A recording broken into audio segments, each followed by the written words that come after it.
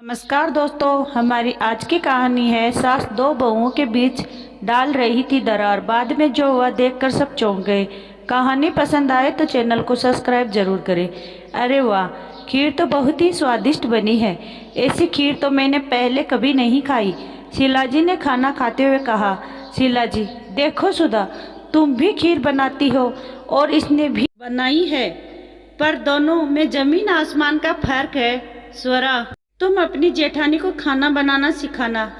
आमतौर पर बड़ी छोटी को सिखाती है, पर हमारे घर उल्टा ही सही। सुधा, ठीक है माँ जी, मैं सीख लूँगी। वैसे भी दुनिया में सब सीखते सीखते ही आगे बढ़ते हैं। जिंदगी खत्म हो जाती है पर सीखना नहीं। शीला जी, हाँ स्वरा, तुम बातें बनाना अपनी जेठानी से सीख सकती हो। ये इसे बहुत अच्छी तरह आता है। फिर रसोई में स्वरा, दीदी, क्या माँ जी को आपका बनाया खाना पसंद नहीं? और मेरे घर पर हर कोई मेरे हाथ के बने खाने की तारीफ करते नहीं थकता। स्वरा ने इतराते हुए कहा। सुधा, ये तो अच्छी बात है स्वरा, अब तुम ही खाना बनाना, मैं मदद कर दिया करूँगी। स्वरा, तुम इस घर में नई हो, धीरे धीरे तुम्हें सब कुछ पता चल जाएगा, क्या और कैसे करना है इस बात पर। स्वरा और खुश हो जाती है और अपनी सास को और प्रभावित कैसे करे इसी बारे में सोचती रहती है। एक दिन शीलाजी सुधा को आवाज लगा रही थी। सुधा, मुझे मंदिर जाना है, मेरी पूजा की थाली तैयार कर दो। माँ जी को प्रभावित करने के चक्कर में स्वरा पूजा की थाल सजाकर ले आती है। शीलाजी, अरे तुमसे किसने कहा पूजा की थाल सजाने को? ये काम सुधा ही से बेहतर और कोई नहीं कर सकता। इस पर स्वरा उदास हो जाती है और सुधा के पास जाकर कहती है, दीदी ये लीजिए, माँ जी ने आपको थाल तैयार करने को कहा है। सुधा उस थाल में कुछ भी फेरबदल नहीं करती और जाकर शीलाजी को वही थाल थमा देती है। शीलाजी उसी थाल को लेकर मंदिर चली जाती है। स्वरा आवक होकर कहती है, ये क्या दीदी, आपने तो पूजा की थाली में कोई बदलाव ही नहीं किया, फिर भी माँ जी को कोई दिक्कत नहीं हुई। सुधा, स्वरा, मैंने तुम्हें पहले ही कहा था कि तुम्हें धीरे धीरे सब कुछ पता चल जाएगा।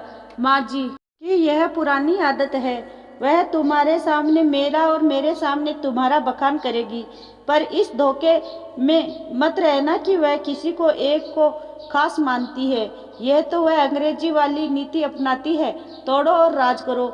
ऐसा करने से हम आपस में होड़ लगाएंगे और बीच में रहकर माँ जी उसका फायदा उठाएगी। स्वरा, और मैं बेवकूफ़ समझ रही थी कि वह सच में मुझसे ज़्यादा प्रभावित है, पर दीदी आपसे वादा करती हूँ, अब से माँ जी की नीति को हम अपनाएंगे। सुधा, मतलब? स्वरा, यह कहावत तो सुनी ही होगी आपने, जहर को जहर ही काटता है। माँ जी की यह नीति अब माँ जी पर ही भारी पड़ेगी। फिर एक दिन, शीलाजी, आज रात के खाने में कुछ अच्छा बना लेना, तुम्हारी मौसी मौसा जी आने हैं पूरे परिवार के साथ। दोनों बहुएं ठीक है माँ जी, कहकर चली जाती है। शाम को शीलाजी, क्या बनाया है सुधा? सुधा, पता नहीं माँ जी, स्वरा सब अकेले ही करना चाहती थी। वह कहती है मुझे खाना बनाना नहीं आता, इसलिए मैं रसोई से दूर रहूं, और इसलिए मैं रसोई में नहीं गई। अब शीलाजी स्वरा के पास जाकर कहती है, क्या बनाया है स्वरा? स्वरा, क्या कहूँ माँ जी, अकेले इतना सारा खाना बनाना है सोचकर ही हाथ पांव जम गए। पराठे सेकने गई तो सब्जी जल गई, और इधर दोबारा सब्जी बनाने गई तो खीर में शक्कर ही जगह नमक डल गया, सारा गुड़ गोबर हुआ पड़ा है। शीलाजी चिढ़ते हुए, पर किसने कहा तुम्हें यह सब अकेले करने के लिए? सुधा की भी मदद ले सकती थी ना स्वरा, पर आपने तो कहा था कि दीदी को खाना बनाना नहीं आता। ऐसे में मौसी मौसा जी को, उनके परिवार को क्या खराब खाना खिलाते हैं? शीलाजी, तुम्हारे आने से पहले भी तो सुधा ही खाना बनाती थी और सारे मेहमान तारीफ करके जाते थे, बड़ी आई अच्छा खाना बनाने वाली। स्वरा, पर मैंने तो आपको उतनी तारीफ करते कभी नहीं सुना। हाँ, यह बात अलग है, जब वह सामने नहीं होती तब आप उनकी तारीफ जरूर करती है।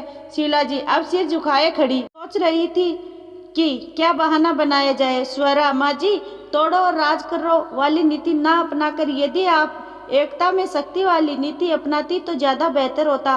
फिर आज की रसोई भी शानदार होती और हमारा रिश्ता भी। शीलाजी परेशान सिर्फ खानों को देख रही थी और इसीलिए वह स्वरा की किसी बात का जवाब भी नहीं दे पा रही थी।